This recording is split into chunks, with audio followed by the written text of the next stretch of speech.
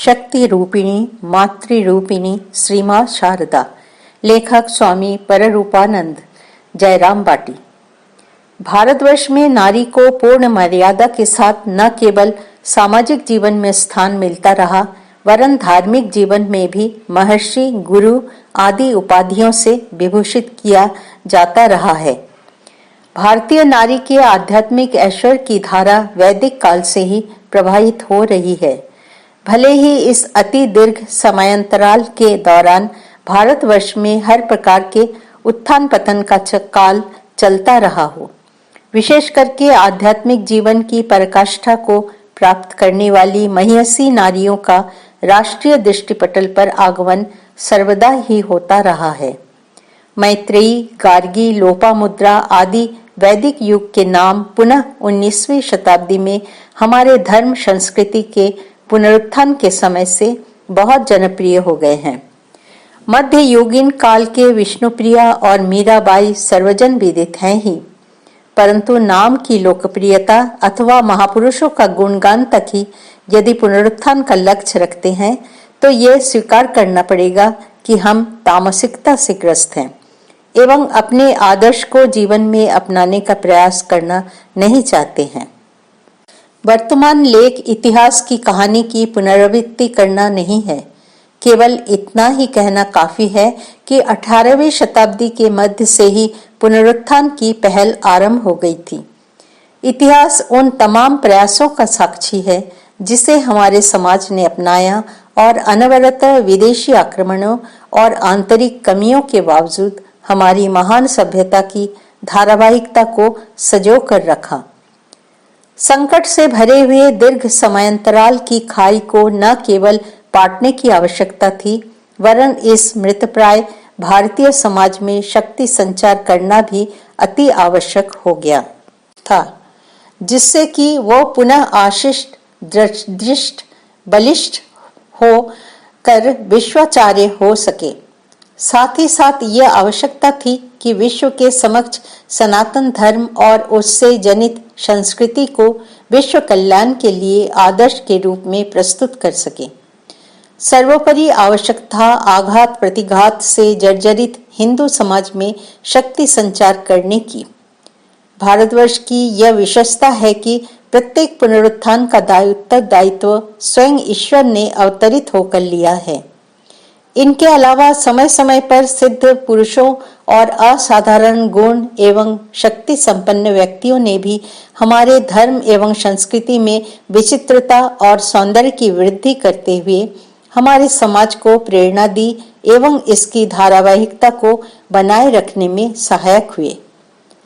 जिस प्रकार एक साधारण शिला पर नदी के बहाव में अनवरत विभिन्न दिशाओं से आघात लगने पर शनै शनै शिवलिंग का रूप लेता है, उसी प्रकार हमारा व्यक्तित्व भी जीवन के असंख्य अनुभवों से रूपांतरित और परिमार्जित होता हुआ अपने वर्तमान समय के अनुरूप सफल जीवन जीने में सक्षम होता है। यह स्वाभाविक ही है कि साधारण मनुष्य इस झंझावात में पड़कर परस्पर दोषारोपण, कलह, झगड़े आदि के मकड़ जाल में उलझ जाता है, परंतु फिर आत्ममंथन कर एक नवीन रूप धारण कर आधुनिकता का उत्तराधिकारी भी बनता है। इस प्रकार उसका नवीन व्यक्तित्व एवं जीवन शैली औरों के लिए प्रेरणा का स्रोत और पथ प्रदर्शक बनता है। चूंकि व्यक्ति ही समाज की इकाई है, अतः समाज भी व्यक्ति के साथ साथ सामाजिक जीवन के अनुभवों को सहता समेटता हुआ प्रासंगिक एवं प्रगतिशील बना रहता है। परंतु ईश्वर के अवतार को इस प्रक्रिया से गुजरना नहीं पड़ता है, वरन बाल्यावस्था से ही वे मानव जाति को शिक्षा देते रहते हैं। उनके प्रत्येक कार्य का दूरगामी अर्थ होता है।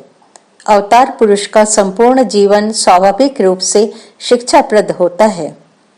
नवनिर्माण के समय परिस्थिति आदि के अनुरूप अवतार पुरुष जिन परंपराओं की शुरुआत करते हैं, वे उनकी शक्ति से शक्तिशाली होकर जनमानस में सुदूर प्रसारी प्रभाव उत्पन्न करती है, जैसा कि अन्य अवतारों के प्रभाव से हम पाते हैं।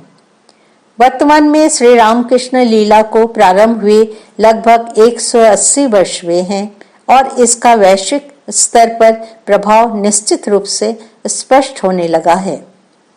इस बार की अवनति संभवतः पिछले सभी अवनतियों की तुलना में अधिक ही होने के कारण उसके उपचार की व्यवस्था भी उसी अनुपात में होना आवश्यक था। हुआ भी ऐसे ही। श्री रामकृष्ण के देहावसान के पश्चात श्री मां शारदा देवी एवं स्वामी विवेकानंद के अलावा उनके लीला पार्षदों ने लगभग 5 दशकों तक हम सभी के बीच में रहकर भारतीय समाज के गुण दोषों का सही सही आकलन कर उसके इतिहास, धर्म और संस्कृति के सार एवं भावार्थ को समझकर हमारे समक्ष रखा। एक नई परंपरा प्रारंभ की जो अतीत एवं भविष्य को अपने में समेटे हुए था, परंतु धर्मस्य ग्लानि की चरमावस्था में लगभग मूर्छित हुए भारतवासियों को हर दृष्टि से योग्य बनाने के लिए सबसे मूलभूत आवश्यकता थी शक्ति की। श्री रामकृष्ण देव ने अपनी शक्ति की मूर्त रूप श्री मां शारदा देवी को इस महान कार्य के उद्देश्य एवं महत्ता को स्पष्ट करने एवं इसमें शक्ति संचार करने हेतु हमारे मध्य दीर्घ 34 वर्ष तक रखा। श्री मां शारदा देवी का परिचय श्री रामकृष्ण देव ने ही सबके समक्ष रखा।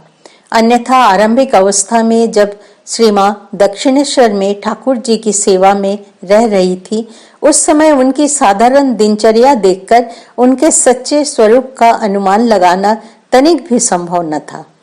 श्री रामकृष्ण देव ने अपने शिष्य स्वामी शिवानंद को कहा था, ये जो मंदिर की मां भवतारिणी देवी और नहवत की मां अर्थात श्री मां अभेद हैं। एक अन्य दिन जब श्री मां ने ठाकुर से प्रश्न किया, मैं तुम्हारी कौन हूँ? सहज भाव से ठाकुर ने उत्तर दिया, तुम मेरी मां आनंदमयी हो। ठाकुर दक्षिणेश्वर में आए हुए भक्तों, शिष्यों आदि को श्री मां के स्वरूप के बारे में बताते रहते थे।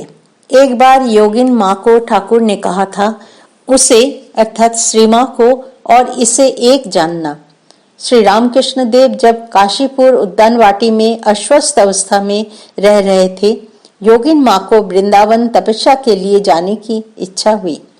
श्री रामकृष्ण को अपनी इच्छा व्यक्त करने पर ठाकुर राजी हुए, परंतु साथ ही साथ बोले कि श्री मां से भी पूछ ले। श्री मां तभी बोल उठी, जो कहना था तुमने कह ही दिया।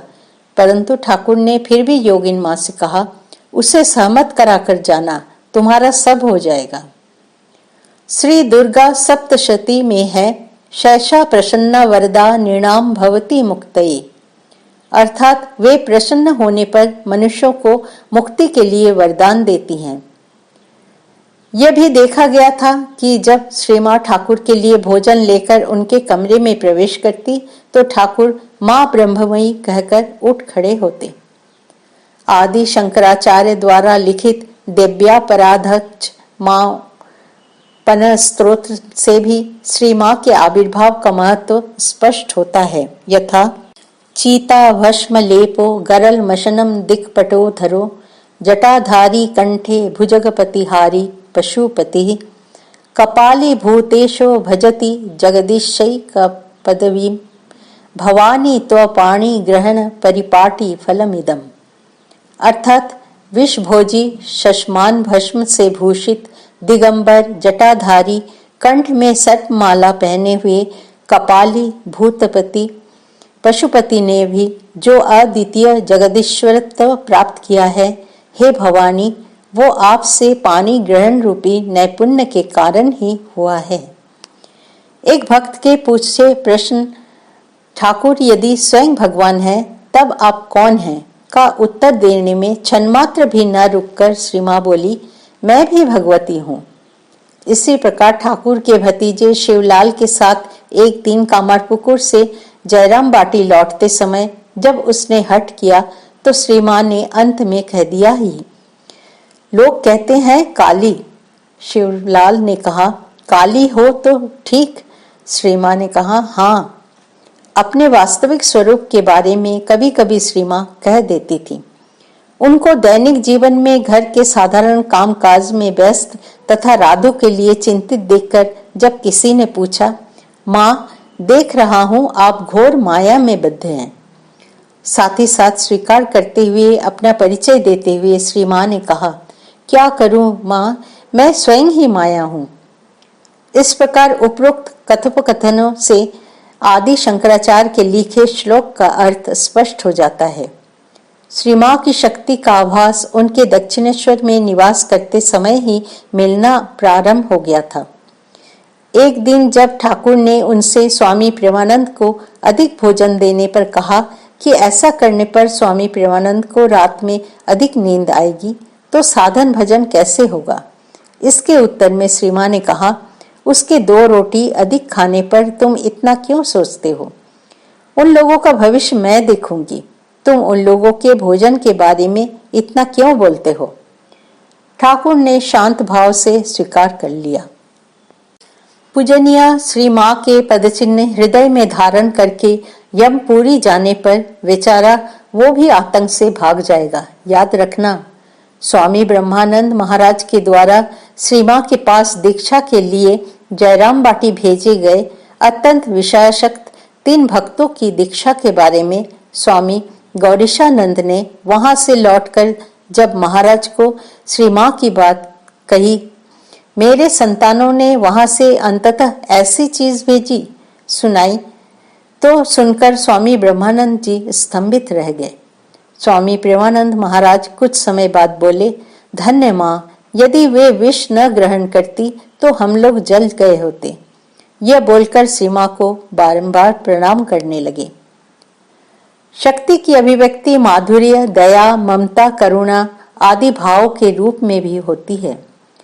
श्री मां के साथ भी उनके जीवन में अधिकतर ऐसा ही हुआ। क्या यह श्री दुर्गा सप्तशती के सौम्य तराशेष सौम्यभ्यस्त अति सुंदरी अनुरूप ही था। इस बार की अवतार लीला की विशेषता यह है कि श्री रामकृष्ण देव और उनकी सहधर्मिणी श्री मां शारदा देवी का जीवन साधारण जनमानस के साथ संपूर्ण रूप से अति विनय स्नेह भाव से संलग्न होना। हम सभी को सांत्वना देते हुए उनकी अभयवाणी भी दी है। उन्होंने कहा था, मैं तो हूं, मेरे रहते भय क्यों। और भी कहा था, मैं सज्जन की मां हूं और दुर्जन की भी। यही हमारे लिए सबसे बड़ा सहारा है। उनके वात्सल्य भाव में सभी समा जाते हैं। मां की स्नेह छाया में मनुष्य का बौद्धिक और मानसिक विकास संतुलित रूप से होता है। मानव जाति के पूर्ण रूप से पतन के लिए जितने प्रकार के कारण संभव हो सकते हैं, वे सभी भारतीय समाज के ऊपर कई शताब्दियों से आघात करते रहे, परंतु असीम सहन शक्ति के आवरण के भीतर हमारी संस्कृति के बीज सुरक्षित रह गए। मातृत्व भाव के प्रभाव से पुष्ट हो पुनः प्रस्फुटित तथा एवं विकसित होकर सर्वांग सुंदर बनाने का कार्य जो श्री रामकृष्ण देव ने प्रारंभ किया था, उसकी पूर्णता की प्राप्ति के लिए उन्होंने श्री मां को यह उत्तरदायित्व सौंपा था। काशीपुर में एक दिन श्री रामकृष्ण ने कुछ शिकायत भरे स्वर में श्री मां से कहा, तुम क्या कुछ भी नहीं करोगी अपनी ओर संकट करके? यह सब करेगा। श्री मां ने अपनी असमर्थता की बात सोचते हुए कहा, मैं तो नारी हूं, मैं क्या कर सकती हूं। श्री रामकृष्ण ने उसी क्षण उत्तर दिया, नहीं नहीं, तुम्हें बहुत कुछ करना होगा। दक्षिणेश्वर में भी एक बार श्री रामकृष्ण ने अपने शरीर की ओर संकेत करते हुए कहा, आखिर इसने क्या किया है, तुम्हें इससे बहुत अधिक करना होगा। श्री रामकृष्ण सस्वर गाया करते थे, किससे कहूं उस दायित्व को जिसने घेरा यहाँ आने पर, जिसका दर्द वही जाने, दूसरों को भला उसकी क्या खबर। श्री मां के द्वारा दी गई शिक्षा की एक विशेषता थी। श्री मां की शिक्षा में कभी भी दार्शनिक जटिलता नहीं रही, हमेशा सरल वाक्यों और कभी कभी कुछ शब्दों में ही उत्तर देती थी। परंतु उनका जीवन कर्म प्रधान ही रहा। जैसा कि श्रीमद् भगवत गीता में भगवान श्री कृष्ण कहते हैं, यद्दा चरति श्रेष्ठस्तत देवतरो जनः स यत् प्रमाणम कुरुते लोकस्तत अनुवर्तते। अर्थात श्रेष्ठ मनुष्य जो जो आचरण करता है दूसरे मनुष्य वैसा ही करते हैं। वो जो कुछ प्रमाण कर देता है, दूसरे मनुष्य वैसा ही आचरण करते हैं। बचपन से आरंभ श्री माँ के कर्म बहुल जीवन धारा का वेग यह लीला समाप्त होने के कुछ महीने पहले तक कभी प्रशमित नहीं हुआ। पहले ऐसा किसी अवतार लीला में हम नहीं पाते हैं। कलकत्ता में भक्तों का तांता लगा रहता और जयराम बाटी में 3 पीढ़ियों के आत्मीय स्वजन, जिनमें कुछ अस्वाभाविक स्वभाव वाले तो कुछ झगड़ालू, देर रात्रि में लंबी यात्रा कर आए हुए भक्तजनों के लिए भोजन पकाने और रोगग्रस्त स्वजन वो भक्तों की हर प्रकार सेवा इत्यादि में वो व्यस्त रहती। सर्वोपरि योग्यता की ओर ध्यान न देकर प्रत्येक दीक्षार्थी को महामंत्र प्रदान कर मुक्ति का द्वार खोल देना। उपरोक्त प्रकार के लोगों के बीच समुद्र की उर्मी माला की भांति अनवरत कर्म प्रभाव में स्थित प्रज्ञा रहते हुए श्री माँ ने दीर्घ 6 दशक व्यतीत किए। इससे उत्तम उदाहरण की क्या हम इस आधुनिक युग में कल्पना भी कर सकते हैं। इसके अलावा श्री माँ का मातृस्नेह से किया गया व्यवहार उनके दर्शन प्राप्त भक्त एवं उनकी जीवनी को पढ़ने वाले भक्तों के मन पर एक अमिट छाप छोड़ देता है। जयराम बाटी में यदि किसी को कुछ सामान लाने के लिए भेजा गया तो माँ बिना खाए उसके लौटने की प्रतीक्षा करती, खड़े होकर देखती रहती, भले ही कितना ही देर हो जाए। एक बार जयराम बाटी में श्री माँ के जन्मदिन के अवसर पर भक्तों की इच्छा हुई कि पहले माँ खाएंगी, तत्पश्चात बाकी सब लोग। यद्यपि माँ हमेशा सबको भोजन कराकर ही स्वयं खाती थी, परंतु आज बिना आपत्ति के राजी हो गई। ठाकुर के भोग थाल से सभी द्रव्य माँ के लिए प्रस्तुत करने पर उन्होंने शीघ्र ही चखा और कहा, संतानों के खाने के पहले मेरे गले के नीचे नहीं उतरता है, शीघ्र ही सबके लिए व्यवस्था करो। सबके बैठ जाने पर उनका मन शांत हुआ और स्नेहपूर्वक संतानों को खाते हुए देखने लगी। सन्यासी और गृहस्थ शिष्यों के प्रति श्री माँ का स्नेह समान वर्षित होता था। जयराम बाटी में कई सौभाग्यशाली त्यागी संतानों को श्री माँ ने संन्यास दीक्षा देकर कृतार्थ भी किया था।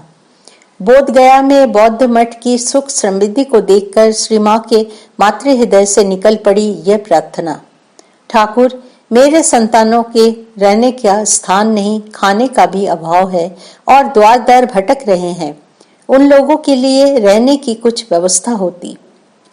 पूजनिया योगिन माँ ने स्वामी शारदेशानंद जी से कहा था, जो कुछ मठ इत्यादि देख रहे हो ये सब माँ की कृपा से ही हुआ है। यहाँ जो दिख गया देव विग्रह, रो रो कर वो विनती करती, ठाकुर मेरे बच्चों को सिर छिपाने की थोड़ी सी जगह कर दो, उनके भोजन की व्यवस्था करो। माँ की इच्छा पूर्ण हुई। 1 मई 1857 को बलराम बसु के घर रामकृष्ण मिशन की स्थापना के लिए की गई बैठक में स्वामी विवेकानंद ने अपने वक्तव्य में कहा था, आज हमारा यह जो संघ बनने जा रहा है वे अर्थात श्री माँ उसकी रक्षिका पालनकारिणी हमारी संघ जननी है। श्री माँ का मातृत्व सीमाहीन था, यह सर्वजन विदित है। उनका बचपन से ही अपने भाइयों की देखभाल एवं सुखाग्रस्त ग्रामवासियों को खिचड़ी खिलाने वक्त पंखा झलना मातृत्व प्रेम से पूर्ण था। एक भक्त युवक ने एक दिन श्री माँ के पास आकर कहा, सचमुच मैंने इतने अपराध किए हैं कि तुम्हें बोल भी नहीं पा रहा हूँ। श्री माँ ने उसके माथे पर स्नेह के साथ हाथ फेरते हुए कहा, माँ के पास संतान संतान ही होती है। श्री माँ के अलौकिक प्रेम को शीतल वारी से अवगाहन कर भगिनी निवेदिता ने सारा जीवन भारत के चहुमुखी विकास के लिए उत्सर्ग कर दिया था। अनगिनत उदाहरण दिए जा सकते हैं। श्री माँ के शब्दकोश में स्वदेश विदेश शत्रु मित्र जैसे शब्द नहीं थे। समग्र विश्व ही उनका अपना था। यहाँ तक कि उनका गुरु भाव भी एक स्नेहमयी जननी के वात्सल्य प्रेम से ओतप्रोत था। विष्णुपुर रेलवे स्टेशन पर जब कूली ने आकर श्री माँ को प्रणाम किया और भक्ति भाव से कहा, तू मेरी जानकी है, तुझे मैं कितने दिनों से खोज रहा था, इतने दिनों तू कहाँ थी? कहकर गदगद कंठ से रोने लगा। श्री मां के कहने पर जब उसने उनके पैरों पर एक फूल लाकर अर्पण किया तो श्री मां ने वहीं उसे दीक्षा दी।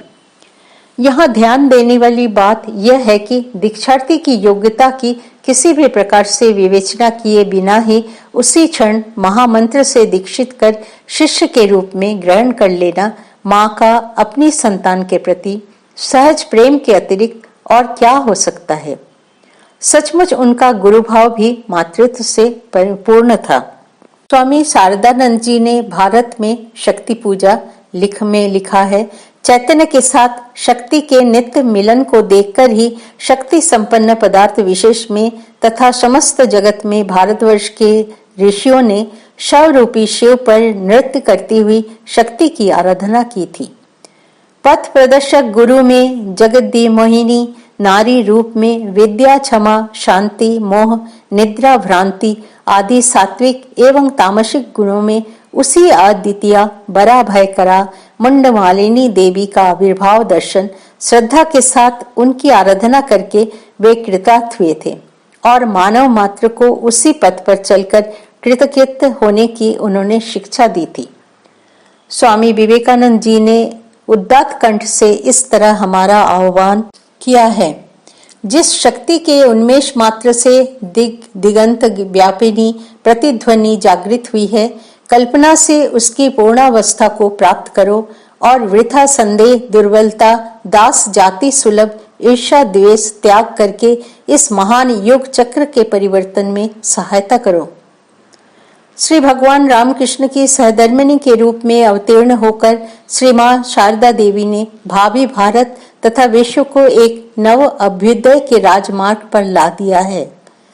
जब एक आदर्श स्थापित हो जाता है तब प्रश्न रह जाता है हम अपने आप को उस पर ढालें।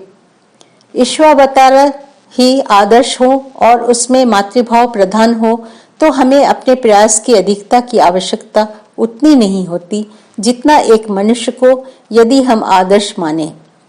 यहाँ श्री मां का आशीर्वाद ही प्रधान है। स्वामी गंभीरानंद लिखते हैं, माँ कोई निगूढ़ दर्शन अथवा जटिल मतवाद लेकर आविर्भूत नहीं हुई थी। वे तो आई थी जीव मात्र की कल्याण विधायिनी जननी के रूप में, जननी के स्नेह रूप में। जननी के स्नेह की व्याख्या संतान के निकट करने की आवश्यकता नहीं होती। हमें मात्र श्री मां को मां कहकर पुकारना है, बाकी वे स्वयं हमें अपने मातृभाव के स्नेह बंधन से बांधकर अपनी शक्ति से जीवन के परम लक्ष्य की ओर ले जाएंगी।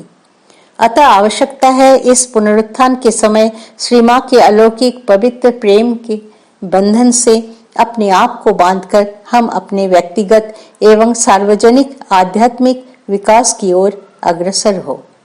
जय मां शारदा।